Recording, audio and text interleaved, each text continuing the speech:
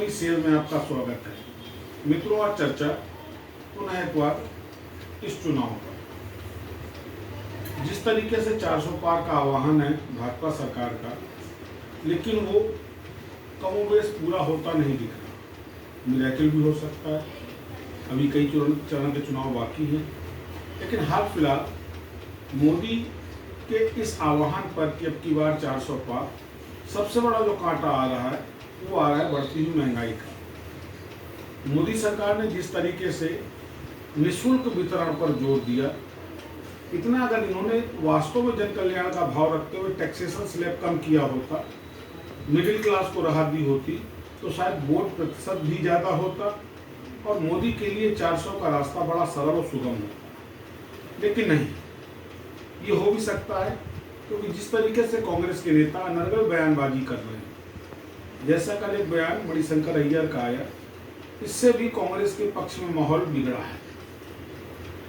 सोचने वाली बात है, जिस हिंदुस्तान का खाते हैं, जिस हिंदुस्तान में रहते हैं, जिस हिंदुस्तान से सम्मान पाया है, क्या मणिशंकर अय्यर को ये नहीं समझ में आता कि दुश्मन देश की इस तरह तारीफ करना, उसको सम्मानित बताना, भारत पर दबाव डालना बायलैटरल बातचीत के लिए, क्या इनका प्रो पाकिस्तान इम्पैक्ट नहीं शो करता है? बहुत गंभीर है। कांग्रेस को विनाश की तरफ ले जाने में सबसे बड़ा रोल ऐसे ही नेताओं का है, जिसमें प्रमुख है मणिशंकर अय्यर, सलमान खुर्शीद, चिदम्बरम, इस तरीके के वो तमाम नेता जो कभी न कभी कुछ ऐसा अनर्गल बयान देते हैं जिससे कांग्रेस की छवि जनमानस में एंटी हिंदुस्तान हो रही है।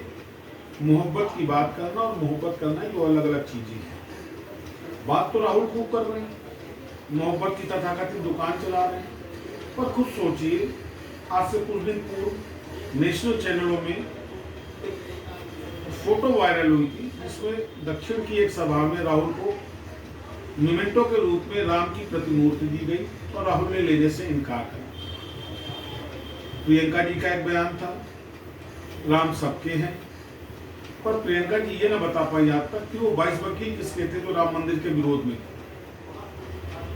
मैं ये नहीं कहता कि आप राम का ही केवल समर्थन करें, किसी दूसरे धर्म को ना देखें, सभी धर्मों का सम्मान होना चाहिए, पर अन्य धर्मों के सम्मान के लिए सनातन का अपमान, ये कांग्रेस की सबसे बड़ी भूल है, जिस पर कांग्रेस आज भी विचार और मनन नहीं करना चाहती। जिस तरीके से सनातन को अपमानित कर रही है, आज 11 मई की तारीख है, ये वही दिन है जब सोमनाथ मंदिर का जीर्णोद्धार हुआ था। भारत के पहले राष्ट्रपति, जिनको भरकस रोकने का प्रयास किया था भारत के पहले प्रधानमंत्री जवाहरलाल नेहरू ने कि इसके जीर्णोद्धार में न जाएं, और उनको हवाला दिया था कि सोमनाथ मंदिर के जीर्णोद्धार उद्घाटन पे जाने से कांग्रेस की सेक्युलर छवि प्रभावित होगी।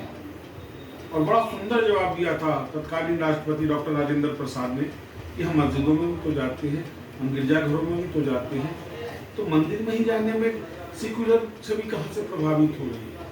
मित्रों, सेक्युलरिज्म के नाम पर जो एंटी सनातन सोच है कांग्रेस की, जहां ये कांग्रेस को खत्म कर रही है, तो महंगाई नियंत्रित करने में असफल भाजपा सरकार को भी संघर्ष करना पड़ रहा है। आप देखिए, आए दिन छोटे छोटे शहरों के दौरे हो रहे हैं, मोदी आ रहे हैं, योगी आ रहे हैं, बड़े बड़े भाजपा के नेता दौड़ रहे हैं। ये केवल इसलिए है कि भाजपा 52 से 57% मिडिल क्लास को संतुष्ट करने में पूर्णतः असफल सिद्ध हुई है।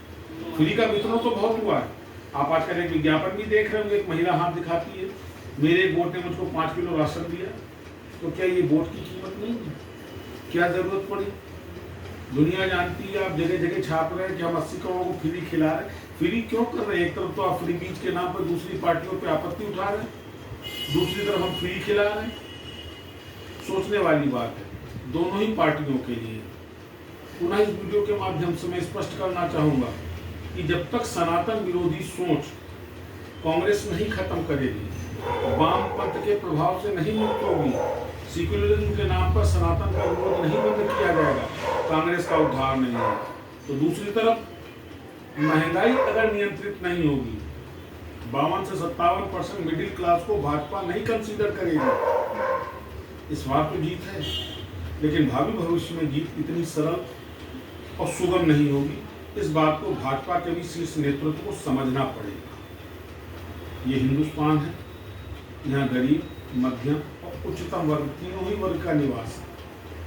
केवल गरीब या उच्चतम को लेकर के कॉर्पोरेट के फेवर में चल करके आप हिंदुस्तान पर शासन सत्ता नहीं कर सकते। 52 से 57% की एक बड़ी आबादी को नजरअंदाज कर सरकार नहीं चलाई जा सकती। इस बात को दोनों ही पक्षों को समझना पड़ेगा। और मणिशंकर अय्यर जैसे नेता ये कांग्रेस की ताबूत की आखिरी कील साबित होंगे, ये कांग्रेस को भी समझना पड़ेगा। पुनः मुलाकात करूंगा मित्रों, नमस्कार।